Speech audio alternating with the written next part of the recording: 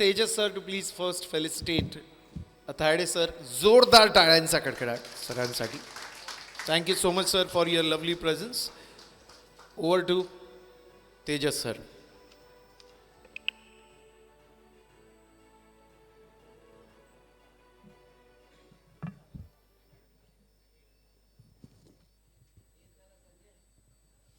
So good afternoon all.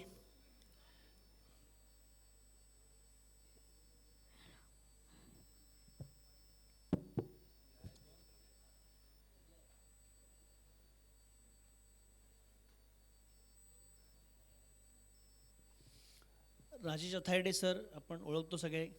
Agnelo Rajesh sir, serial entrepreneur, chairman of global saint Angelo's group of companies and current focus. सगळ्यात महत्त्वाचा विषय जो आज होणार आहे, his current focus is going to be on venture funding in to multiple sectors. त्यामुळे आज आपण new age business growth formula या विषयाबरोबर त्यांच्या इन्व्हेस्टमेंट विषयीच्या असलेल्या काय म्हणतात आपण त्यांच्या फिलिंग्स किंवा त्यांचे जे horizon watch which is looking for त्याविषयी आपण जास्त बोलणार आहोत. He is interested in investing various sectors. खाली आपण बघितलं असेल पाटील काकींचं व्हेंचर आपण खाली बघितलं असेल आणि पाटील काकींच्या व्हेंचरमधले one of the investors or rather one of the person who has actually made the company grow to this extent is Agnelo Rajesh sir. So first of all a big round of applause for Agnelo Rajesh sir for investing in such a small company and now making it a big name or big brand in that sector, food sector. So he has a business interest in sectors of real estate development, hospitality, restaurants, food sector, sports, content creation, technology, health and wellness. आणि आत्ता मगाशी आम्हाला सुदैवाने I could spend some time with him where I understood he has created a unique restaurant of global cuisine with Indian taste, Indian contents, Sante Spa असं cuisine असं त्याचं एक नाव आहे. आणि it is one of the fantastic restaurants which we should the especially people वर food lover should visit. आता आपण मिळणार आहोत आजच्या विषयाकडे सर. आणि आजचा विषय आहे new age business growth formula. आता जेव्हा आपण ग्रोथ हा विषय घेतो तर त्यावेळी सगळ्यात पहिल्यांदा आपल्याला जो विषय येतो तो म्हणजे traditional growth.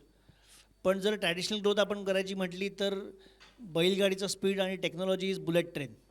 So how to match that, त्याच्यामध्ये इनोव्हेशनचा रोल काय असेल असा माझा पहिला प्रश्न तुमच्यासाठी आहे की how innovation will play a vital role in new age business growth formula because that is what will actually drive the thing. So what is your take on this? तर सर्वांना माझा नमस्कार. आणि फार उत्साहाने लोक इथे आलेत सगळ्यांना ऐकण्यासाठी, विचार विमर्श करण्यासाठी. Congratulations for being here. ते सगळ्यात महत्त्वाची पहिला पाऊल असतो की आपण जर अशा कार्यक्रमामध्ये सहभागी झालो तर नक्कीच काय ना काहीतरी घेऊन जाऊ ज्याच्यामध्ये आपला बिझनेस इम्प्रूव्ह होऊ शकतो. Innovation is a very interesting concept. मी असं म्हणतो की इन्व्हेन्शनचे दिवस गेले. There is nothing remaining to be invented. जे काय असणार आहे ते इनोव्हेशनच असणार आहे. जे आपण करतो ते 10,000 लोक अजूनही करतात तेच काम. What business we do is immaterial. How we do that business is what matters. जरी एका रेसमध्ये 10 मर्सिडीज गाड्या असल्या तरी जिंकणार एकच गाडी. The person who drives it the best. सगळ्या पॅरामीटर सेम आहेत, तीच गाडी, तेच फ्युअल, तोच रस्ता, पण जिंकते एकच गाडी, the guy who drives it the best. त्याच प्रकारे आपण सुद्धा जर आपला व्यवसाय व्यवस्थित चालवू शकलो तर it can be the winner. इनोव्हेशनचं जे प्रमाण आहे ते फार छोटं आहे. म्हणजे it is a 2 degree separation. 98% सगळी लोक सेम काम सेम पद्धतीने सेम प्रोडक्टसाठी सेम सर्व्हिससाठी काम करतात. द डिफरन्शिएटर इज 2 ते 5%. तर ते काय इनोव्हेशन होऊ शकतं हे समजणं अत्यंत महत्त्वाचं आहे. तर मला नेहमी हे सांगायला फार आवडतं की जसं मी म्हणालो, तुम्ही काय व्यवसाय करता त्याला जास्ती महत्त्व नाही आहे, पण तुम्ही तो व्यवसाय कसा करता त्याला अत्यंत जास्ती महत्त्व आहे. How you present yourself to the whole world or to your target audience or to your market. मी ज्या शाळेत जायचो त्या शाळेमध्ये पोहोचण्यासाठी मला ट्रेन पकडावी लागायची. तर एक स्टेशन म्हणजे मालाडला राहायचो आणि गोरेगावला शाळा होती. तर स्टेशनच्या बाहेर असे गोळी विकणारे दुकानं होती. विक्सची गोळी असायची ना खाशीसाठी ती. तर बरेच स्टॉल त्या गोळ्या विकायचे, पण एक स्टॉल एकदम वेगळ्या पद्धतीने त्या गोळी विकायचा आणि तो एकदम म्हणजे चांगल्या सुरात म्हणायचा, खासी को फासी सर्दी तडीपार लेलो 2-4 विक्स की गोलियां. आता असं बोलल्यानंतर तो लोकांचं लक्ष आकर्षित करून घ्यायचा.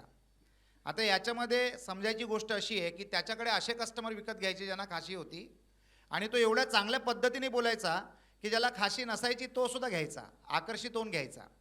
तर आपण लक्ष केंद्रित कसं करू शकतो? By small innovations is what that matters. जसं one of my investments is Sante Spa cuisine. Restaurants is one of the sector ज्याच्यामध्ये मी इन्व्हेस्टमेंट्स केलेले आहेत. तर या रेस्टॉरंटचं वैशिष्ट्य काय? This is the only restaurant in the world which does global cuisine but uses local ingredients. म्हणजे इटालियन जेवण तुम्हाला लोकल इन्ग्रेडियंट्सच्या मार्फत कसं इटालियन वाटलं पाहिजे याच्यावरचं इनोव्हेशन शेफनी केलेलं आहे. तर it is critically important on how you create the differentiating factor. प्रत्येक बिझनेसमध्ये इनोव्हेशनची भरपूर स्कोप असतो. त्या स्कोपला समजणं आणि इम्प्लिमेंट करणं फार गरजेचं आहे. प्रत्येक उद्योजक जो असतो ना, he needs to be like a sponge. आपण रोज काहीतरी नवीन शिकलं पाहिजे आणि त्याचा उपयोग आपल्या व्यवसायामध्ये करणं फार गरजेचं आहे. No idea is good enough if it is not implemented. जर आपल्याकडे चांगली आयडिया ऐकू आली आणि जर त्या आयडियाला आपण इम्प्लिमेंट केलं तर आपण फार यशस्वी असू शकतो. असे अनेक लोकांना मी ओळखतो ज्यांना भरपूर आयडियाज येतात पण ते इम्प्लिमेंटच करत नाही. आणि असे अनेक लोकांना मी ऐकतो जे कुठेतरी आयडिया ऐकून येतात आणि विसरायच्या अगोदर इम्प्लिमेंट करून टाकतात आणि यशस्वी होतात. So the speed of implementation is what matters the most. या गोष्टी जर आपण करत गेलो तर अत्यंत महत्त्वाचं आहे. दुसरी गोष्ट, कुठच्याही उद्योग करण्यासाठी तुम्हाला भरपूर रिसोर्सेस लागतात आणि प्रत्येक रिसोर्स आपल्या ओनरशिपचा असला पाहिजे हा गैरसमज आहे. म्हणून त्याच्यामध्ये माणूस काय विचार करतो की बाबा माझ्याकडे जर असं असतं तर मी तसं केलं असतं. तर काहीच गरज नाही आहे. You need to be a part of an ecosystem जिथे पे पर यूजच्या कॉन्सेप्टसारखं तुम्ही रिसोर्सेसला घेऊ शकतात, तुमच्या युटिलायझेशनसाठी तुम्ही त्याला यूज करू शकतात आणि परत सोडू शकतात. So you don't need to own 100% of the resources. आपले विचार बदलले ना आपण तर आपली बिझनेस करण्याची क्षमता वाढते. आपण कुठच्या दिशेने विचार करतो हे अत्यंत महत्त्वाचं आहे आणि आपण कसा विचार करतो हे अत्यंत महत्त्वाचं आहे. जसं प्रिव्हियस स्पीकर म्हणाले की तुम्हाला किती कमवायचा हा तुमच्या विचारधारावर अवलंबून एक निर्णय आहे की तुम्हाला किती मोठा विचार करायचा आहे, तेवढी मोठी झेप तुम्ही घेणं फार गरजेचं आहे. तर योग्य विचार करणं, योग्य माइंडसेट असणं फार महत्त्वाचं आहे. आपण कुठच्या दिशेला प्रवास करतोय ते समजणं फार महत्त्वाचं आहे. मला जर समजा मी सुरतच्या दिशेला प्रवास करतो आणि पोचायचा नरिमन पॉईंट, तर किती वेगाने गेलो तरी नरिमन पॉईंट तर येणारच नाही आहे, कारण माझी दिशा सुरतच्या दिशेला आहे. तर योग्य दिशेला जर आपण असलो तर whatever speed we travel with we will reach the destination. Innovation हा विचारधारेचा भाग आहे. How you can innovate your business is critically important. आणि इनोव्हेशन करण्यासाठी आज तुम्हाला शोध लावण्यासाठी रॉकेट सायन्स लागत नाही, फक्त इंटरनेट लागतं. तुमच्या क्षेत्रामध्ये कोण काय करतोय याला समजणं, ओळखणं आणि त्याच्यामध्ये थोडासा फेरबदल करून राबवणं हे महत्त्वाचं आहे. दुसरी गोष्ट एक लक्षात ठेवा कधी की आपण जेव्हा रिसर्च करतो तेव्हा पॉईंट्स बनवत जाणं फार गरजेचं आहे. रोज कमीत कमी 1 तास आपण आपल्या बिझनेसमध्ये रिसर्च करणं गरजेचं आहे for becoming innovative in the business that you do. Saint Angelo's computers limited नावाची माझी संस्था होती आजपासून साधारणतः 31 वर्ष अगोदर. तर we were the first people in the business of service sector where we started the concept of after sale service in the service industry. तुम्ही एखादा फ्रीज घेतला तर त्याची वॉरंटी देखील 5 वर्षाची असते. आम्ही अशी फॅसिलिटी सुरू केलेली की तुम्ही एकदा कोर्स जॉईन करा, life time practice free, life time repetition of courses free, life time upgradation of courses free. म्हणजे you are getting more value than the money you paid. This was innovation in my times in 1993. आणि या 3 सुविधांमुळे we became the largest computer education company in a city like Mumbai, in a massive competitive big city like Mumbai. तर you need to innovate the way you work. Life time practice दिल्यामुळे लोकांना ती संधी मिळाली. Life time repetition दिल्यामुळे लोक repeat करायचे नाही, पण 10% लोक जे रिपीट करायला यायचे त्यांना आम्ही दुसरे कोर्सेस देखील प्रमोट करायचो आणि ते जॉईन करायचे. अपग्रेडेशन फ्री दिल्यामुळे स्टुडंट्सची आपुलकी संस्थेतर्फे वाढायची आणि they became our talking banners. So this kind of innovative thinking changes the way you do your business and grow your business. Yes fantastic super yes round of applause is must. So सरांनी सांगितलं innovation is the key आणि डिफरन्शिएटर जो आहे तो 2% डिफरन्शिएटर आहे तो तुम्हाला find out करायचा आहे. आता sir you use a fantastic word you don't have do much research you have to use internet. आणि आता सध्या जे वारे वाहत आहेत दॅट इज अबाउट AI. आज आपण AIचं सेशन ऐकलं already how it is going to change the world, the job industry, the market and everything. तर आर्टिफिशियल इंटेलिजन्स वापरून किंवा टेक्नॉलॉजी वापरून बिकॉज टेक्नॉलॉजीमध्ये ट्रान्सफॉर्मेशन येतं. सुरवंटाचं फुलपाखरू होणं जे आहे ते टेक्नॉलॉजीमध्ये होतं की once you go to next orbit you cannot come back. तुम्ही जर एकदा कॉम्प्युटरला अकाउंट्स द्यायला लागलात since I am from accounts background तर तुम्ही मॅन्युअली अकाउंट लिहू नाही शकत. So that is transformation. So how to use these tools blockchain असेल, आर्टिफिशियल इंटेलिजन्स असेल, ChatGPT असेल, how to use these tools in innovation, technology transformation of business. So त्याच्यावरती काही artificial intelligence is the future of tomorrow. म्हणजे त्याच्याशिवाय तुमचा कुठचाही business चालू शकणार नाही. आर्टिफिशियल इंटेलिजन्सला तुमच्या बिझनेसमध्ये कसा यूज करू शकतो that is a use case depending on the business that you do. परंतु मी तुम्हाला एक एक्झाम्पल सांगतो की परप्लेक्सिटी नावाचं एक आर्टिफिशियल इंटेलिजन्सचं टूल आहे. परप्लेक्सिटी तुम्ही हे गुगल करून बघा. आज तुम्हाला म्हणजे मी माझ्या कॉलेजच्या दिवसांमध्ये लोकांना सांगायचो की तुम्ही किती चांगलं उत्तर देऊ शकता त्याच्यावर तुमचं इंटेलिजन्स अवलंबून नाही आहे, तर तुम्ही प्रश्न किती चांगला विचारू शकता हे अत्यंत महत्त्वाचं झालेलं आहे. आणि तेच आहे आर्टिफिशियल इंटेलिजन्स किंवा ChatGPT किंवा machine learning. It is on the same platform. Artificial इंटेलिजन्सला जर तुम्ही योग्य प्रश्न विचारला ChatGPTला तर ते तुम्हाला योग्य उत्तर देऊ शकतं.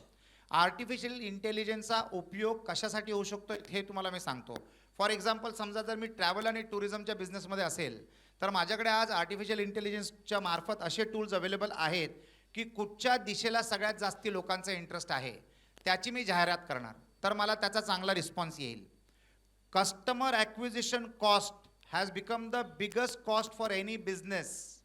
कुठच्याही बिझनेसला तुम्ही कस्टमर अक्वायर किती स्वस्तात करू शकता हे महत्त्वाचं झालेलं आहे आणि त्याच्यासाठी तुम्हाला आर्टिफिशियल इंटेलिजन्स मदत करून देऊ शकतं. For example me real estate developer पण आहे. तर रिअल एस्टेट डेव्हलपमेंटमध्ये जर मला बांद्रामध्ये जर मला फ्लॅट विकायचा असेल तर माझ्या एका एन्क्वायरीची कॉस्ट साधारणतः 1500 रुपयापासून ते 15,000 रुपयापर्यंत येऊ शकते. One is the cost of that lead, ज्याला आपण एन्क्वायरी म्हणतो त्याला आपण टेक्निकल लँग्वेजमध्ये लीड म्हणतो. Second is the quality of the lead. म्हणजे फॉर एक्झाम्पल समजा माझं कन्व्हर्जन रेट 100 एन्क्वायरीमध्ये जर एक कन्वर्ट झाला तर the cost of that conversion is 100 into 5,000 रुपये. म्हणजे 5 लाख रुपयाची ती मला एक लीड पडली जी कन्वर्ट झाली. तर आपण किती कमी कॉस्टमध्ये कस्टमरची एन्क्वायरी जनरेट करू शकतो that can happen through artificial intelligence. Second is the quality. Quality improve करण्यासाठी सध्या तुम्हाला ह्युमन स्किल्सवर डेव्हलप राहायची गरज नाही. There are artificial intelligence tools which will help you to understand how you can improve the quality of your lead. तुम्ही ज्या क्वालिटीचं इनपुट टाकणार त्या क्वालिटीचं तुम्हाला आउटपुट मिळेल. तर इनपुट टाकण्यासाठी जे तुम्हाला फिल्ट्रेशन करायचं असेल त्याच्यासाठी सुद्धा आर्टिफिशियल इंटेलिजन्सचे टूल्स अवेलेबल असतात. ना फॉर एक्झाम्पल आपण सगळ्या या रूममध्ये एंटरप्रेनर्स आहोत but we are not everybody is not technically qualified software engineer or a finance degree holder. We are entrepreneurs. ज्या गोष्टी आपल्याला येत नाही, फॉर एक्झाम्पल मला विमान चालवता येत नाही तर त्याच्यासाठी पायलट असतात. तुम्ही त्या पायलटला आणा, विमान विकत घेण्याची क्षमता तुमच्यामध्ये असते because you are an entrepreneur. पण तुम्हाला प्लेन चालवता येतं का? नाही. प्लेन चालवायला आलंच पाहिजे का? नाही. Similarly artificial intelligence is a plane which there are many drivers available. तुम्ही त्यांची मदत घेऊन ॲज अ कन्सल्टंट किंवा इनहाऊस रिसोर्स घेऊन तुम्ही आर्टिफिशियल इंटेलिजन्स आणि मशीन लर्निंगचं प्लॅटफॉर्म वापरून तुम्ही तुमचा व्यवसाय वाढवू शकता. What is machine learning? Machine learning is understanding the pattern and psychology of human beings. त्याचं ते नॉलेज घेतात आणि प्रेडिक्शन्स करतात जे तुम्ही आर्टिफिशियल इंटेलिजन्सच्या टूलनी टॅप करू शकतात आणि तुमचा व्यवसाय इम्प्रूव्ह करून घेऊ शकता. Sir, artificial intelligence and machine learning is mandatory for every business. Depending on what business you are, you need to utilize that skills. सध्या artificial intelligence and machine learning is also in the cameras. साधारणतः समजा जर माझं ज्वेलरीचं दुकान असेल तर I can feed the common database of my regular premium customers who can get attended by the best staff in my store so that maximum sales can happen to that premium customer who's walking in. कसं असतं, resource management अत्यंत महत्त्वाचं झालेलं आहे.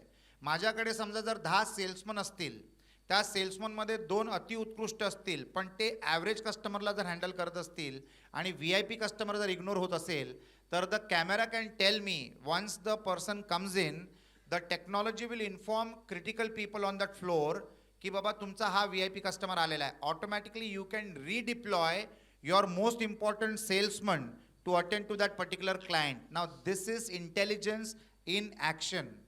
कोणी कोणाला attend केलं पाहिजे हे महत्त्वाचं असतं. आता ह्युमन इंटेलिजन्स काय असतं, सचिन तेंडुलकर समोर कुठचा बॉलर चालतो हे झालं ह्युमन इंटेलिजन्स. परंतु आपण हे रोज ॲज अन एंटरप्रेन्योर मॉनिटर करू शकत नाही, तर ते मॉनिटर करण्यासाठी तुमच्याकडे आज आर्टिफिशियल इंटेलिजन्सची मदत मिळते, इवन थ्रू कॅमेराज. तर you have to implement such tools to expand your business and to make it better productive for you. Fantastic sir. आत्ता इंडिया ऑस्ट्रेलिया मॅच चालू आहे आणि outside the off stump wicket कसं जातं आपण बघतोय. So that is what he has said की which they have actually analyse by watching them time and again, आणि त्याच्या ॲनालिसिसमधून त्यांनी ते प्रॉबेबली डिराईव्ह केलेलं असेल की they are getting weaker or playing that outside the off stump ball. So आत्ता सरांनी एक छान विषय सांगितला about resource deployment of best resources that helps us to create a brand loyalty. माझा पुढचा प्रश्न सर असा आहे, थोडा वेगळा आहे. आता ऑनलाईन इंटरनेटमुळे ब्रँड लॉयल्टी हा कॉन्सेप्ट हळूहळू कमी होत चालला आहे. Because earlier I was use to buy particular brand store or clothes, पण हल्ली मी ऑनलाईन बघतो आणि I just buy it. So how to use this technology especially new age growth formula, की जर मला ही लॉयल्टी टिकवायची असेल कस्टमरला, मला कारण repeat customer is the real business. खरा बिझनेस जो आहे that and you know better than anybody else. So real customer जो आहे आणि त्याला पर्सनलाइज मार्केटिंग एफर्ट्स, ह्या दोघांची सांगड घालायची कशी? कारण एकीकडे तर इंटरनेट तुम्ही वापरायला लागलात की ऑटोमॅटिकली तो कस्टमरची लॉयल्टी इनडायरेक्टली कमी करताय, आणि दुसरीकडे तुम्हाला टिकवायची आणि त्याला पर्सनलाइज मार्केटिंग करायचं आहे. सो हाऊ टू ही सांगड कशी घालायची, ह्याचं ब्रिजिंग कसं करायचं? We are all in the business of hospitality. आपला कुठचाही बिझनेस असला जरी तरी we are in the business of hospitality. म्हणजे आपण आपल्या कस्टमरला हॉस्पिटॅलिटी कसं एक्सटेंड करू शकतो ह्याची सध्या आता स्पर्धा चालू आहे. कस्टमरला असं वाटलं पाहिजे की मी एक मारुती गाडी घेण्याचे पैसे दिलेत आणि दुकानाने मला मर्सिडीज गाडी दिली, हे त्याला वाटलं पाहिजे. हे त्याला कसं वाटणार? On the basis of the service that you provide. म्हणजे फॉर एक्झाम्पल, मला जर माझ्या एका कस्टमरने फोन केला तर ते पहिल्या रिंगमध्ये मी उचलला पाहिजे. I should be pleasant. How I handle my customer is most important. Cluttered market आहे, क्लटर्ड. एक कस्टमर असला ना, अगोदर कसं असायचं, 100 कस्टमर असायचे, सप्लायर एक असायचा. आज एक कस्टमर आणि 100 सप्लायर आहेत. तर त्या गर्दीमधनं how can you get that customer is going to be the crux of the matter. म्हणजे ही स्पर्धा तुम्ही कशी जिंकणार याच्यावर महत्त्व आहे. जे तुम्ही ऑनलाईनवर शॉपिंग करता that is also psychological game. म्हणजे तुमच्या मशीन लर्निंग, तुम्ही जसं मोबाईल सर्फ करता तर तुमच्याबद्दल, तुमच्या स्वभावाबद्दल the system and the technology is learning. तुम्ही जेव्हा चांगल्या मूडमध्ये असता ना, तेव्हा तुम्हाला एक अशी ॲड येईल जिथे तुम्ही ती खरेदी करणार. एक काळ असा होता की आपण गरजाच्या वस्तू विकत घ्यायचो. आजचा काळ असा आहे ज्या गोष्टीची तुम्हाला गरज नसते, असा एक लुक्रेटिव्ह ऑफर येईल तुमच्यासमोर की तुम्ही ती गोष्ट विकत घेणार. तर that is called as psychological marketing. Psychological marketing म्हणजे technology has been integrated by the most intelligent people in the world. जिथे तुमच्या delicate moment of weak decision making it will appear in front of you and make you buy it. तर this is nothing but technology and intelligence working together. म्हणून तुम्ही ऑनलाईनवर तुमचे customer हरवता, तुमचे customer दुसरे कोणाचे तरी कस्टमर होतात. तर you need to be constantly in touch with your customer आणि you need to keep servicing your customer whether he needs you or not. एका काळी माझा प्रोडक्ट मी विकला म्हणजे माझा सेल झालं असं होतं. आज जर मी माझं प्रोडक्ट विकलं तर तिथपासून माझी जिम्मेदारी माझ्या कस्टमरबद्दल सुरू झाली. How I take care of my customer during the life cycle of the product that is using becomes critically important. म्हणून आज जर तुम्ही पाहिलं तर चांगल्या ब्रँड्सचे जे कंपनीज असतात त्यांचे असे टीम बसलेले असते जे सोशल मीडियावर वॉच ठेवतात की आमच्याबद्दल कोण डिससॅटिस्फाईड कस्टमर आहे का. जर एखादा डिससॅटिस्फाईड कस्टमर असला तर ताबडतोब त्यांची टीम त्या कस्टमरपर्यंत पोहोचते आणि they spend more than the customer would have spend to their product in servicing that customer. तर we need to be alert. नजर चुकी तो दुर्घटना घटी जी आपण पाहतो ना, ती दुर्घटना फक्त हायवेवर होत नाही, तर आपल्या बिझनेसमध्ये होत राहतं. आणि सगळ्यात मोठी शिक्षा काय असते माहिती आहे का? एखाद्या आळशी एंटरप्रेन्योरची सगळ्यात मोठी शिक्षा काय असते? His customer is buying his competitor's product. त्याच्यापेक्षा मोठी शिक्षा नसते. You always all times need to be alert. आपल्या बिझनेसमध्ये 5 स्टेक होल्डर असतात. 5 स्टेक होल्डर. आपला इन्व्हेस्टर,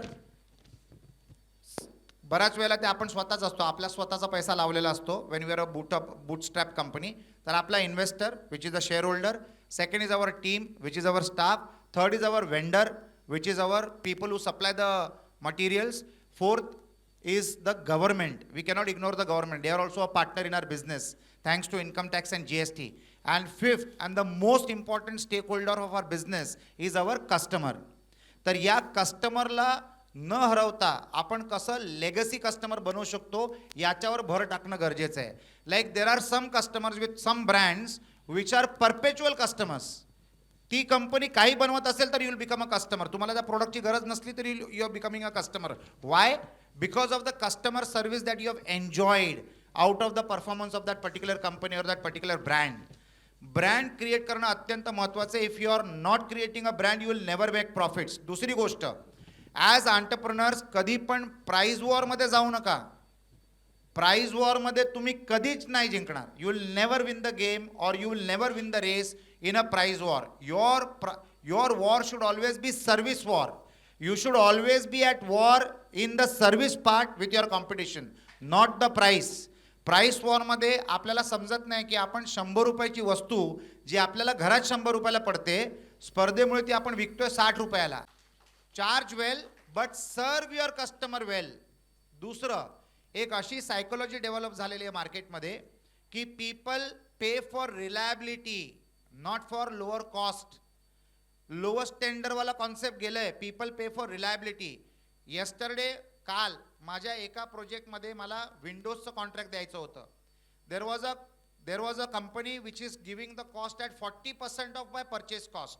म्हणजे 60% कमी then the regular vendor of mine. तर माझ्या स्टाफने मला फोन केला की सर असं असं आपल्याला ही चांगली ऑपॉर्च्युनिटी. मी सांगितलं नाही, आपण त्याला ओळखत नाही, आपल्याला माहीत नाही तो आफ्टर सेल सर्व्हिस आपल्या कस्टमर्सला देणार की नाही देणार. We will go with somebody use reliable. ज्याला रात्री 12:30 वाजता जरी मी फोन केला ना तर त्यांनी माझा फोन उचलला पाहिजे. Which doctor do you go to? The doctor that you trust. Similarly we need to have vendors whom we trust. You cannot have vendors who give you a lower price but then doesn't give you service. Product विकल्यानंतर payment आल्यानंतर जर तुमच्या वेंडरने तुमचा फोनच नाही उचलला तर you will fail in front of your customer आणि ते परवडणार नाही. तर ते आपण म्हणतो ना, महंगा रोए एक बार सस्ता रोए बार बार. तो you need to be, I am not saying you need to be महंगा, you need to be rightly priced so that you can service your customer. So that is when you service your customer is when you are creating a brand, and that's what branding is all about. Yes. So that is a fantastic example. आणि आपण मध्यंतरी especially post Covid बऱ्याच वेळा असं चालू होतं की थिएटरमध्ये मूवीज चालत नव्हते, पण देर वर सम सर्टन स्टार्स की ज्यांच्या मूवीज आल्यानंतर त्यांनी 1000 करोड 1200 करोड 1500 करोड केले. आणि that is what sir has actually sed about company indirectly. तोच कॉन्सेप्ट सरांनी सांगितला. सर इथे आता एक छोटा डायलेमा असा क्रिएट होतो. सो व्यवसायातले सिंगम असा उल्लेख केला, आत्ताच एक पोलिसातले सिंगम येऊन गेले. आणि आपण आपला विषय चालू होता की जेव्हा मी ब्रँड लॉयल्टी किंवा जेव्हा मी असं सगळ्या गोष्टी करतो त्यावेळी एथिकल प्रॅक्टिसेस किंवा लिडरशिप ॲडॉप्टेबिलिटीमध्ये काय करतो. कारण बऱ्याचदा माझं, ज्याला टिपिकली आपल्या मराठीत म्हणतात पाऊल वाकडं पडू शकतं, मला थोडे मोह होऊ शकतात. जो माझा विकनेस आहे, जसं मगाशी सरांनी एक विकनेसचा उल्लेख केला, तर तो विकनेस मला मोहामध्ये टाकू शकतो की मला इथे अपॉर्च्युनिटी आली आहे, I will make money with this opportunity, I will compromise with my values because I just want to do something. मग प्राईजवर असेल, ब्रँड लॉयल्टी असेल, कस्टमर रिटेन्शन असेल, काहीही असेल, पण त्यासाठी मी जर एथिकल प्रॅक्टिसेसवर कॉम्प्रोमाइज केलं तर त्याला टॅकल करताना काय करायला पाहिजे, what is the precaution, because you have created so many things and you have created so many loyal customers throughout the year. So you are the, I think, the best person to address this. Saint Angelo's Computers लिमिटेडच्या मार्फत आम्ही 4.5 लाख विद्यार्थी शिकवलेत. 43 outlets, 4.5 lakh विद्यार्थी, आणि जगातल्या प्रत्येक कोपऱ्यात माझा विद्यार्थी कार्यरत आहे. Because IT is global language. Dombre साहेबांना आज मी साधारणतः 25 वर्षानंतर भेटलो. I was a principal for police computer academy आणि भारतातलं पहिलं सायबर सेल सुरू करणारी माझी संस्था for Mumbai police 2 September 1999. That time Dumbre sir had just joined as a DCP in Maharashtra Police Force. आणि Maharashtra is one of the safest state to do business. उद्योजकांना जर कोणाची सेफ्टी लागत असेल तर you need to have the support of law and order. We are very fortunate to be in a state which is so advance purely because the law and order of the state is the bestest in the whole country or probably in the entire Asian region. तर त्याच्यामुळे महाराष्ट्र एवढं प्रगतिशील राज्य आहे. पूर्ण भारतामध्ये we are number 1 because of law and order. तर thanks to the police force of Maharashtra. As far as ethical working is concern, बघा टेक्नॉलॉजीनी पूर्ण दुनियाला एक छोटंसं गाव बनवलं आहे. Honesty is no more a choice. म्हणजे हा माणूस इमानदार आहे तर ती काय मोठी मेहरबानीची गोष्ट नाही आहे. कारण जर तो इमानदार नसला ना तर पूर्ण जगाला माहीत पडेल की हा इमानदार नाही आहे. टेक्नॉलॉजीने पूर्ण जगाला एक छोटंसं गाव बनवलं आहे. तर honesty is mandatory, being ethical is compulsory. आता टेक्नॉलॉजीमुळे सुटका नाही आहे. म्हणजे जस्टिस जे असतं ना ते डिले होतं पण येतं नक्की दाराशी. It is very important that you practise ethical values. कारण चुकीला माफ नसतेच. आजच्या तारखेला तर चुकीला माफ नाही आहे. Your customer will never excuse you. Your customer will, तो तुम्हाला कधीच माफ नाही करणार आणि कायदा तर नक्कीच माफ नाही करणार. तो आज नाही धरणार, तुम्हाला 15 वर्षानंतर धरणार, पण धरणार नक्की. तर you have to be ethical. जर मी असं म्हणतो की आपला सगळ्यात मोठा गाईड आपण स्वतः असतो. We need to have introspective talks to each other. म्हणजे मी माझी पद्धत तुम्हाला सांगतो. If there is a difficult decision to take, I ask myself 100 times की हे मी करायचे की नाही करायचं. 100 टाइम्स. 99 टाइम्स जर येस आलं आणि 1 टाइम जर नो आलं तर ते सोडायचं. Do not have grid in business. Need in business is something that builds you. Greed in business is something that will destroy you. Shortcut मारायचा प्रयत्न केला तर अपघात होतो. एक लक्षात ठेवा. हायवे जेव्हा मोकळा असतो ना तेव्हाच सगळ्यात जास्त ॲक्सिडेंट्स होतात. लक्षात ठेवा. ट्रॅफिक जॅममध्ये ॲक्सिडेंट कधी होताना कोणाचा जीव जाताना ऐकलंय का? गाडीला धक्का लागतो, डॅमेज होते. पण एमटी हायवेवर आपल्याला अपघात झाल्यानंतर जीव जातो. तर जर आपल्याला असं वाटलं बिझनेसमध्ये एथिकल स्टँड घ्यायची जर पाळी आली आणि आपल्याला असं वाटलं की बाबा कोणच बघत नाही आहे, तेव्हाच अपघात होणार आहे. की कोण बघत नाही हा विचारच खोटा आहे. तर honesty is mandatory, ethics is mandatory. There are checks and balances. आजच्या तारखेला म्हणजे जर तुम्ही टॅक्स अथॉरिटीज बघितलं तर तुम्ही काय रिपोर्ट करता त्याला महत्त्व नाही आहे. तुम्ही कसं जगताय ना त्याच्यावर वॉच आहे टेक्नॉलॉजीचा. एखादी जर तुम्ही मोठी गाडी घेतली which is disproportionate to the income that you are displaying, notice येणारच आहे. तर checks and balances are in place. Ethical असलं तर तुम्हाला लक्षात ठेवायची गरज लागणार नाही की मला काय लपवायचं आहे. You can be open with your life, you can be open with your business आणि बेधडकेपणाने तुम्ही बिझनेस करू शकता. तर ethics is mandatory. B ethical in business is my suggestion. सरांनी 2 गोष्टी चांगल्या केल्या. त्यातली पहिली गोष्ट म्हणजे चार्टर्ड अकाउंटंटचं आयुष्य सोपं केलं. I am a chartered accountant, so is saying be ethical in business. So whatever you are disclosing, don't disclose 2 turnovers. एक GSTला वेगळा आणि इन्कम टॅक्सला वेगळा. So that is my simple state on this. So that is a fantastic thing. आणि आता आपण before we go to the venture funding विषय, त्याच्या आधी एक महत्त्वाचा विषय की मला सर्वाईव्ह पण व्हायचं आहे आणि ग्रो पण व्हायचं आहे. So I want to be operationally efficient and I want to grow also. ह्या दोन्हीमध्ये बऱ्याचदा एंटरप्रेन्योर्स, एस्पेशली MSME एंटरप्रेन्योर्स अडकतात. कारण सर्वायवलसाठी जर प्रयत्न करायचे म्हटले तर ग्रोथसाठी पैसे उरत नाहीत आणि ग्रोथमध्ये पैसे टाकायचे म्हटले तर आजचे लिटरली खायचे वांदे होतात. शब्द वापरू नये पण तसं होतं. So how to actually tackle this situation. ह्या सिच्युएशनवर मात करताना काय करायचं आणि मग त्याच्या पुढचं ऑफकोर्स विल बी फंडिंग. तर first I want you to address this. मी नेहमी जे पाहिलंय, मी साधारणतः 18 ते 20 बिझनेसेस करतो सध्या. तर मी जे पाहतो लोकांना की people struggle with cash flow management. म्हणजे त्यांचं एक्सपेंडिचरवरचं कंट्रोल आणि रेव्हेन्यू जनरेशनची क्षमता याच्यामध्ये मिसमॅच होतं. तेव्हा ते लोक फसतात. तर you really need to be all the time alert on your cash flow management capability. Cash flow management म्हणजे कसं आहे की तुमची इन्कम जी आहे ना ती तुमच्या खर्चापेक्षा किमान 1 रुपयाने जास्ती असली पाहिजे. So that you should not struggle. Expansion in the right direction is important. दुसरी गोष्ट, जसं मी अगोदर म्हणालो की प्रत्येक उद्योजकाला असं वाटतं की मला प्रत्येक रिसोर्स विकतच घेतला पाहिजे तरच माझा धंदा एफिशियंट राहू शकतो. You need to have a very lean model. For example Uber, तुम्ही उबरबद्दल तर ऐकता, तुम्ही वापरता देखील उबर, बरोबर आहे. Uber does not on the cars. Now I will give you another shocking statement. They don't even on the software. They don't even own the software. But then what do they own? They own the market. They own the customer. They don't own the cars and they don't even own the software. Software, they are using it pay as use model. So even software investment they have not done, but they have invested in creating a market for Uber and for implementing the compliances of different regions of the world. So you do not need to own the resources that you want to run your business. Please come out of that mindset. तिथेच तुमच्या cash फ्लोचे complications होतात आणि तुम्ही फसतात. दुसरी गोष्ट, loan जेव्हा तुम्ही घेता ना, तेव्हा त्याचा डिप्लॉयमेंट करायच्या अगोदर विचार करा, will you be able to service that particular loan. Do you need that loan. जर ते लोन तुम्हाला पाहिजे असेल तर त्याचा उपयोग केल्यानंतर तुमची रेव्हेन्यू स्ट्रीम किती मल्टिप्लाय होणार आहे ते बघा. बऱ्याच वेळेला असं होतं की आपण लोन घेतो आणि नंतर मग इन्स्टॉलमेंट सर्व्हिस करायला प्रॉब्लेम होतात, मग आपण प्रॉपर्टी विकतो किंवा आपण NPA होतो. तर you really need to do your cost analysis thoroughly well. तिसरी गोष्ट, start believing in the concept of collaborative working. तुम्ही कोलॅबरेट करून म्हणजे संघटित वर्किंग करणं is going to be the norm of the day. You cannot own all the resources, so collect people who have resources and create a business model together. That is a better business to do. That is my suggestion to each one of you. Please do better cash flow management in business. Fantastic, that's a great answer.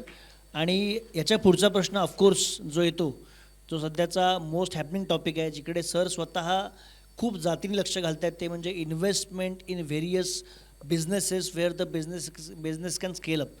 So sir, स्टार्टअपने किंवा कोणत्याही नव्या बिझनेसची strategy काय असली पाहिजे to get the right type of funding. जर मला फंडिंग हवं आहे तर त्यांची स्ट्रॅटेजी काय असली पाहिजे. त्याला जोडून पुढचा प्रश्न आहे which you can answer along with, की इन्व्हेस्टर त्या बिझनेसकडे काय म्हणून बघत असतो किंवा कसा बघत असतो. सो या दोन्ही प्रश्नांची उत्तर. कुठच्याही इन्व्हेस्टरला त्याच्या इन्व्हेस्टमेंट्सचे मल्टिपल पाहिजे असतात. मल्टिपलचा कसं असतं, आज नवीन लँग्वेज आहे, म्हणजे अनेक लोकांना माहीत असेलच की मल्टिपल्स. मी आज समजा 10 कोटी लावले तर 3 वर्षामध्ये ते किती पटीनी मल्टिप्लाय होणार. 3 पटीनी, 5 पटीनी, 15 पटीनी, 20 पटीनी. लाईक मॅप माय इंडिया नावाची एक कंपनी आहे, तुम्ही ऐकले असेल. मॅप माय इंडिया गुगल मॅपसारखी कंपनी आहे.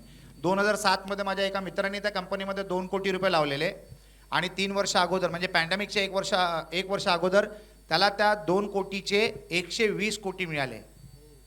म्हणजे 60 टाइम्स त्यांना ते मल्टिपल मिळालं.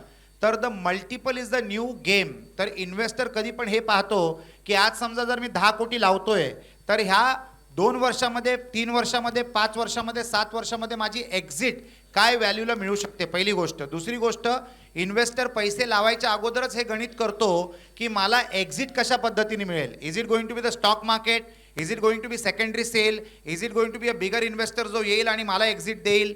तर त्या इन्व्हेस्टरला एक्झिटचा मार्ग दिसणं गरजेचं आहे. तिसरी सगळ्यात महत्त्वाची गोष्ट म्हणजे it begins with the integrity of the entrepreneur and the expertise आणि एक्सलन्स ऑफ दॅट एंटरप्रेन्योर. म्हणजे त्या एंटरप्रेन्योरवर पैसे लावण्यासाठी त्याची क्षमता ओळखणं फार गरजेचं आहे. त्याचं माप ॲडव्हान्समध्येच तो इन्व्हेस्टर काढणार आहे आणि त्याच्यानंतरच तो पुढे जाईल. रिसर्च करणार त्या एंटरप्रेन्योरबद्दल, त्याचा बॅकग्राऊंड, त्याचा ट्रॅक रेकॉर्ड, त्याचा पास्ट परफॉर्मन्स, त्याचं सोशल मीडिया ऑनलाईन रेप्युटेशन. आज कोणालाही तुम्हाला जर शोधायचं असेल, कोणालाही भेटायच्या अगोदर त्याच्याबद्दल गुगल करा.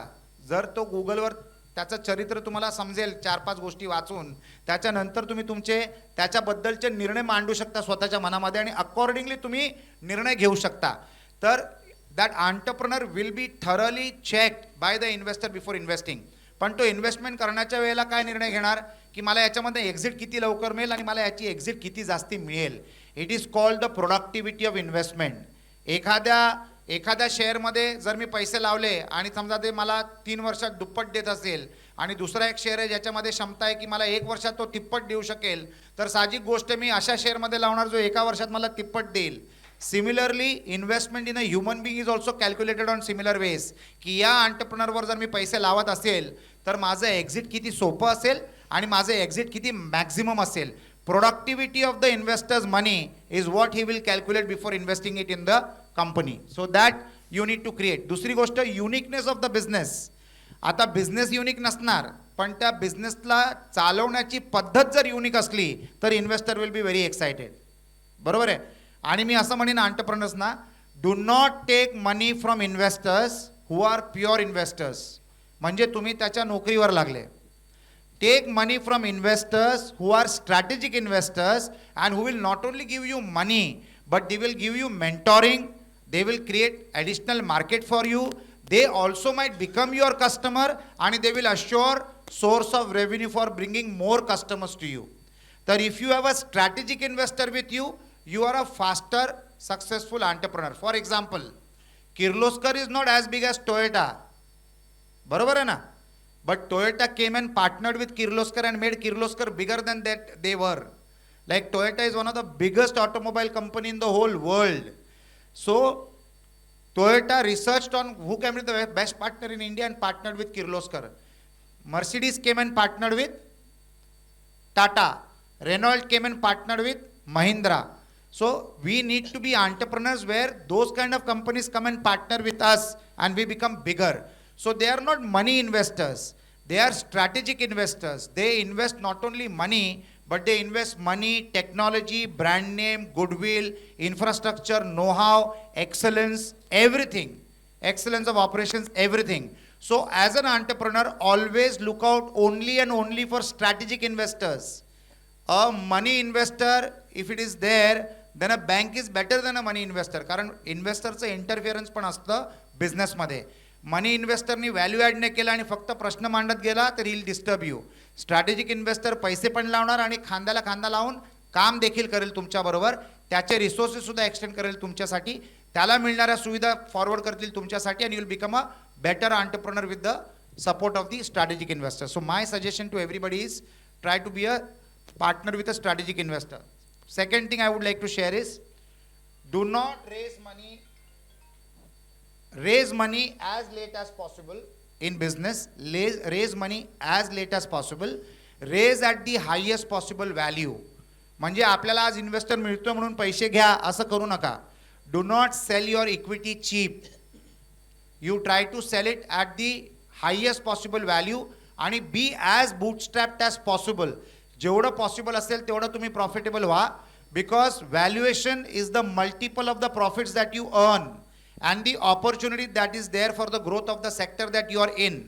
So valuation depends a lot on your profitability. The more profits you earn, the more valuation you will generate. As an entrepreneur we are earning two aspects by the virtue of doing business. एक benefit असतो की आपल्याला operating profit मिळतात, तो एक फायदा आहे business चालवायचा. पण त्याच्यापेक्षा मोठा फायदा असतो व्हॅल्युएशनचा. So always work towards achieving valuation. Profit is a byproduct of you doing business आणि sustaining and surviving in the business.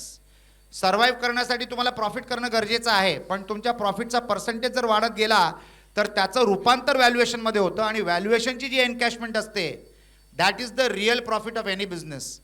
माझ्या मित्रांची एक कंपनी आहे, कंपनीचं नाव पण सांगतो, अँकर. त्यांना पॅनासॉनिकनी ऑफर टाकली. 12-15 वर्षा अगोदरची स्टोरी आहे. हे लग्न लावणारी कंपनी जी लॉ फर्म होती ते पण आपले मराठी व्यक्तीचं आहे, नितीन पोद्दार, तुम्ही ऐकलं असेल त्यांचं नाव. तर हे एवढे हुशार की यांनी काय केलं, पॅनासॉनिकनी त्यांना 2200 कोटीची ऑफर टाकली. इंटरनॅशनल कंपनीज जे असतात ना त्यांना ब्रँड व्हॅल्यूमध्ये जास्ती इंटरेस्ट असतं, त्यांना ॲसेट व्हॅल्यूमध्ये कमी इंटरेस्ट असतं. तर ह्या ग्रुपनी, अँकर ग्रुपनी काय केलं, चर्चा सुरू ठेवली 2 वर्षासाठी आणि 2 वर्षामध्ये त्या लोकांनी कंपनीचे सगळे ॲसेट्स, रिअल एस्टेट विकून टाकली आणि ती ॲसेट्स त्यांनी विकली 2000 कोटीला आणि त्याच्यानंतर ब्रँड विकला 2200 कोटीला. म्हणजे काय केलं त्यांनी, 4000 crores. एका बॉलमध्ये 12 रन मारले. 2000 कोटीचे ॲसेट्स विकून टाकले, ते पैसे खिशात आणले आणि 2200 कोटीला ब्रँड विकून टाकला, ते पैसे पण खिशात आणले. म्हणजे काही न करता 2200 कोटीमधनं त्यांनी 4200 कोटी रुपये काढले. Now this is all very good strategic planning आणि exit strategy. You get me what I am saying. तर व्हॅल्युएशन एक इन्कम आहे आणि ऑपरेटिंग प्रॉफिट एक इन्कम आहे. दोघांचा लाभ घेणं अत्यंत महत्त्वाचं आहे. फॅन्टॅस्टिक. सरांनी पुढचा व्हॅल्युएशनचा प्रश्न पण कव्हर केला. पण याच्यात मला अजून एक, आता एवढं सगळं ऐकल्यावर एक मोठा प्रश्न येतो की ह्या सगळ्या फंडिंगबरोबर ग्रोथ अलाईन कशी करायची. कारण बऱ्याचदा असं होतं की पैसे आले बिझनेसमध्ये की लोकांना खर्च करायचे मार्ग दिसायला लागतात की अरे now I will buy this, I will buy this, I will buy this, I will spend on this. बरेच वर्ष फॉरेन ट्रिप नाही केली आहे, बरीच वर्ष हे नाही केलं आहे. So how to align your growth, कारण बऱ्याचदा आम्ही ॲज अ चार्टर्ड अकाउंटंट बघतो की लोक बिझनेसचा ऑक्सिजन म्हणजे फायनान्स काढून घेतात. So growth, how to align growth with long term, how to align funding with long term growth, that is the question. आजच्या तारखेला तर जे पण इन्व्हेस्टर असतात, whenever people are investing they put very strict norms. अगोदर सारखं नाही आहे की बाबा कंपनीमध्ये 100 कोटी रुपये आले तर ताबडतोब एंटरप्रेनरने जाऊन 50 कोटीचा फ्लॅट वगैरे घेतला. सध्या भरपूर लिगल रेस्ट्रिक्शन्स टाकतात investor. You cannot take home money. त्याच्यानंतर ऑडिट सिस्टम बसतात, तुमच्या एक्सपेन्सेसवर कंट्रोल केला जातो, मॉनिटरिंग असते, which is great for you. कारण ज्याचे पैसे लागलेले असतात त्याला चिंता असते की बाबा माझ्या पैशाचा फायदा झाला पाहिजे. एक स्टॅटिस्टिकल इन्फॉर्मेशन देतो. Out of 10 companies, 8 companies which get invested close down. Out of 10 companies, 6 companies, out of 10 companies which don't get invested, 6 become big companies. So, lot of people start taking wrong decisions when they get invested. तर self discipline is the only solution to that. म्हणजे अचानक तुम्ही खर्चावर ambitious झालात, ignoring the revenue part, तर it is a debt trap. म्हणजे स्वतःच्या पायात गोळी मारून घेण्याची ती गोष्ट होते. तर it is critically important that you need to have self discipline. जेवढे एंटरप्रेनर्स आजच्या तारखेला जगामध्ये यशस्वी झाले आहेत ना, त्याचं एकमेव कारण आहे because of their self discipline without Bing monitored. तर ते सेल्फ डिसिप्लिन जर आपल्यामध्ये असलं, आणि आजच्या तारखेला जो इन्व्हेस्टर असतो ना, तो एंटरप्रेनरच्या पर्सनॅलिटीला पहिला ओळखायचा प्रयत्न करतो, त्याच्यानंतर तो इन्व्हेस्ट करतो. अगोदर भरपूर असे मिसॅप झालेले आहेत की लोकांनी फ्रॉडुलंट पैसा यूज केला वगैरे वगैरे, पण आजच्या तारखेला तसं होणं फार कठीण आहे. म्हणजे जरी त्या एंटरप्रेनरला पैसे विड्रॉ करायचे असतील तरी तो नाही करू शकत. There are restrictive methods. Yes, so that's a fantastic answer. आता एक शेवटचा प्रश्न, आणि तो खूप महत्त्वाचा आहे, की इकॉनॉमिक आणि टेक्निकल ट्रेंड्स सध्या चालू आहेत व्हेंचर फंडिंगमध्ये, ते कोणते आहेत? Because that is what will actually guide the entrepreneur sitting here about getting into investors or relations or investing or thinking whether their business is investable or not. So कोणते असे trends तुमच्यामध्ये आहेत की economic आणि technical trends आहेत की ज्याच्यामध्ये तुम्हाला वाटतं आहे की येस इथे बिझनेसमध्ये व्हेंचर इन्व्हेस्टमेंट होऊ शकते किंवा इन्व्हेस्टमेंट करता येऊ शकते किंवा entrepreneurs can think of entering that venture? Any and every business is investable depending on scalability of that business. म्हणजे मी एखादा जर बिझनेस करत असेल, technology enabled offline businesses are the best option to invest today. Technology enabled offline businesses म्हणजे ज्या बिझनेसेसना, for example cloud kitchen, ते जे 3 कंपनीज त्यांनी सांगून गेले ना मागचे स्पीकर, त्या 3 कंपनीजमध्ये जी second company that is a food company, they are a cloud kitchen company, Jubilant Foods. Yes, तर त्याच्यामध्ये it is offline food products तुम्हाला मिळतात, पण टेक्नॉलॉजीच्या मार्फत तुम्हाला कस्टमर ॲक्विजिशन मिळतं. तर any company which is doing offline activity with the support of technology enablement is a fantastic business to operate on. For example, आता डॉक्टर अतुल इथे बसलेत, तर he has setup a very good hospital clinic treatment for aesthetics, cosmetic ट्रीटमेंटसाठी at Thane, called Me Young. It is pure hardcore technology at use with the best ingredients which are infused in you with the help of the latest technology. So it is a business which is scalable and it is a business which is investable. You get me? So any business which is scalable is investable and every business has that potential. तर तुम्ही तुमच्या कंपनीला technology enable कसं करू शकता ज्याच्यामुळे scalability होईल आणि त्या स्केलेबिलिटीमुळे तुम्हाला इन्व्हेस्टमेंट्स मिळू शकतात. याचा तुम्ही विचार करायला सुरू करा. Anybody not understanding that can discuss with me offline, आणि मी तुम्हाला सांगू शकतो की तुमचा बिझनेस इन्व्हेस्टेबल कसा बनू शकतो. Yes, this is the opportunity which sir has really offered today, especially for entrepreneurs sitting here, की तुमचा बिझनेस इन्व्हेस्टेबल कसा होऊ शकतो हे जर तुम्हाला जाणून घ्यायचं असेल तर you can definitely approach sir. Of course will let you know how to connect, get in touch with him. But definitely now, if any questions from public or listeners, काही प्रश्न असले तर आपण घेऊया ऑफलाईन काही प्रश्न. येस, माईक कोण देऊ शकेल तिकडे प्लीज?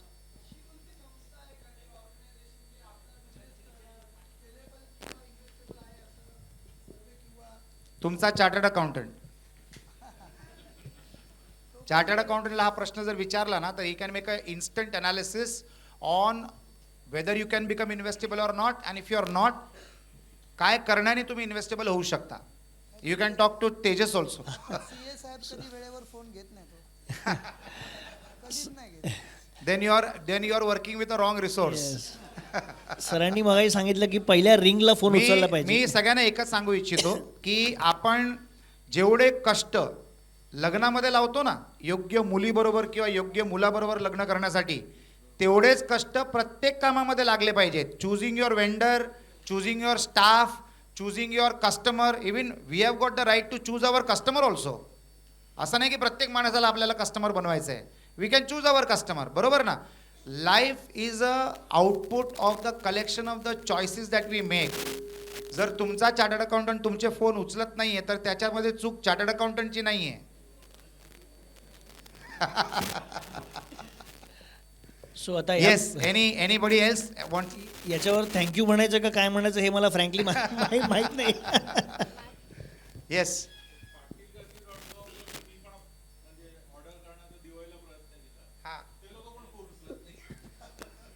ओके. तर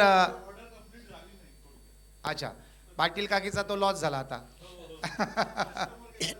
कस्टमर गेला. तर न्याय जो असतो ना, एक्सलन्सचा जो न्याय असतो ना, तो ऑन द स्पॉट मिळतो. जो चतुर असतो, चपल असतो, एजाईल असतो, ॲक्टिव्ह असतो, ऑन द फीट असतो, तो कधीच कस्टमर घालवत नाही. पण ज्याच्या वर्क फंक्शनॅलिटीमध्ये काही लॅकुना असला तरी लूजेस द कस्टमर.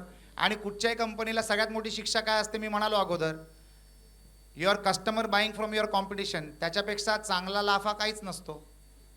तर you have to be alert and agile all the time. And many times we lose this opportunities in every business.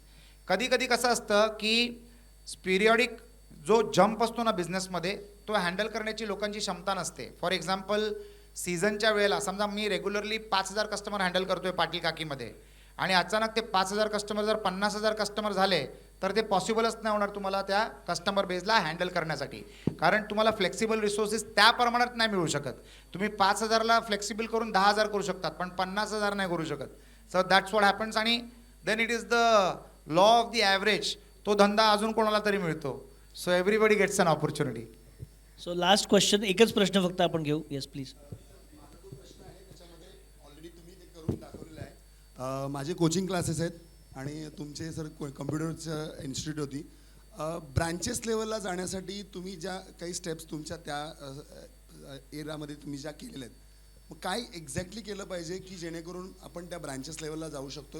किमान 50+ ब्रँचेस करायचे असतील तर. तर सर्वप्रथम म्हणजे सगळ्यांना एक मंत्र देतो, कहीं पे निगाहे कहीं पे निशाना.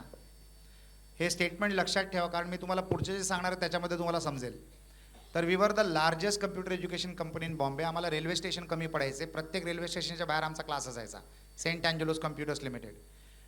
कोचिंग क्लासेस चालवता चालवता I started buying all the properties. आणि कोचिंग क्लासेस चालवण्यामध्ये जेवढा प्रॉफिट नाही झाला ना, तेवढा मला त्या प्रॉपर्टीजमध्ये प्रॉफिट झाला. You get me. तर फक्त कोचिंग क्लासेसमध्ये कोचिंग क्लासेसच्या इन्कमवर लक्ष देऊ नका. तर आपण सेम एफर्ट्समध्ये आपले रेव्हेन्यू मॅक्सिमाइज कसे करू शकता हे बघणं फार गरजेचं आहे. दुसरी गोष्ट, युअर अ यंग आहे. जसा तुमचा रिस्पॉन्स वाढेल तसे तुमचे ब्रांचेस वाढले पाहिजेत. म्हणजे ब्रांचेस टाकून कस्टमर शोधायला जाऊ नका. तर आम्ही काय करायचो, समजा माझी शाखा ठाण्याला आहे आणि मला मुलुंडमधनं भरपूर स्टुडंट्स यायला लागले, तर मग मी मुलुंडला ब्रांच टाकायचो. म्हणजे डे 1ला जेव्हा मी मुलुंडची ब्रांच ओपन करायचो त्या दिवशी माझा ऑपरेटिंग कॉस्ट कव्हर झालेला असायचं. फॉर एक्झाम्पल, समजा जर माझा ऑपरेटिंग कॉस्ट 5 लाख रुपये महिन्याचं, भाडं बिडं सॅलरी लाईट बिल सगळं धरून, तर माझ्याकडे 5 लाख रुपयाचा बिझनेस मुलुंडचा ऑलरेडी ठाण्यामध्ये होता, तो मी ब्रेक केला आणि ठाण्याला मुलुंडला शिफ्ट केला. बरोबर आहे. तर I became profitable from day 1. पहिली गोष्ट. तर असं तुम्ही मॅपिंग करायला सुरू करा. आता समजा जर तुम्ही ठाण्यामध्ये आहात आणि घोडबंदर रोडवरनं तुम्हाला भरपूर बिझनेस येतोय आणि तुमची ब्रांच स्टेशनला आहे, तर स्टेशनच्या ब्रांचला वेगळी करा आणि घोडबंदरला नवीन ब्रांच सुरू करा. म्हणजे डे 1 पासून तुम्हाला रिस्पॉन्स येईल. असा करता करता तुम्ही जॉग्राफिकली स्प्रेड करा. सर्व्हिस सेक्टरमध्ये geographical expansion is dangerous. You have to be very cautious. तर we were having branches in Mumbai, Thane, Navi Mumbai, Nashik आणि पुणे. तर आम्ही जो फायदा मुंबईमध्ये आणि ठाण्यामध्ये कमवला त्याचा आम्हाला नुकसान झालं नाशिकमध्ये आणि पुण्यामध्ये. तर ते नुकसान मी कसं भरून काढलं, त्या ठिकाणी मी ज्या जागा विकत घेतल्या त्या जागेंचे भाव एवढे वाढले की तिकडचे ऑपरेटिंग लॉसेस मी त्या प्रॉपर्टीमधनं कव्हर केले. दुसरी गोष्ट, जी लोक सर्व्हिस इंडस्ट्रीमध्ये आहेत त्या सगळ्या लोकांनी ॲसेट बेस बनवणं फार गरजेचं आहे. तुम्हाला एकच सांगतो, तुमचा जो EMI असतो ना तो तुमच्या रेंटच्या 2.5 पटीने असतो. म्हणजे फॉर एक्झाम्पल समजा जर मी 50,000 रुपये भाडं देतोय, तर जर ती जागा मी विकत घेतली तर मला त्याचं इन्स्टॉलमेंट साधारणतः 1.5 लाखाचा पडेल, बरोबर ना. तर त्या 1 लाखाचा जो एक्सेस लोड असतो ना त्याच्यामुळे आपण जास्ती कष्ट करतो. म्हणजे ऑलिम्पिक्समध्ये रनिंगमध्ये इंडियनला कधीच गोल्ड मेडल नाही मिळत. इंडियन रनरच्या मागे जर एक कुत्रा सोडला ना तर तो गोल्ड, सिल्वर आणि ब्रॉन्झ तिन्ही जिंकून आणेल. EMIचा प्रेशर कमी वयामध्ये चांगला असतो, तुझ्या वयामध्ये चांगला आहे, बरोबर आहे. जरी आपल्याला प्रॉफिट नाही झालं, जर आपला प्रॉफिट त्या EMIने खाऊन टाकला तर चालेल, पण जी ती ॲसेट व्हॅल्यू बनते ना, म्हणजे एक EMI 5 टर्म वाढवतो व्हॅल्यू. म्हणजे फॉर एक्झाम्पल माझा EMI 1.5 लाखाचा असेल ना, एक EMI मी भरला ना तर त्याच्या 5 पटीने माझी त्या प्रॉपर्टीची व्हॅल्यू वाढते. I give an example. ज्या प्रॉपर्टीज मी 25 लाखाला घेतल्या ना ते मी 5 कोटीला विकल्या in a span of 10 years. In a span of 10 years. You get me what I am saying. तर प्रॉपर्टी बिल्टअप करा तुमच्या बिझनेसच्या इन्कममधनं. जरी तुम्हाला प्रॉफिटेबिलिटी त्या इन्स्टॉलमेंटमध्ये कमी झाली तरी चालेल, तुमची ॲसेट व्हॅल्यू वाढते. आणि बँकेला ना इंटरेस्टमध्ये इंटरेस्ट असतं, अप्रिसिएशन तुमची स्वतःची असते. You get me what I am saying. आणि हा हप्ता कसा जाईल पता नाही चालत, पण व्हॅल्यू जशी वाढत जाते ना तशी तुमची पेपरवरची लिक्विडिटी चांगली होऊन जाते.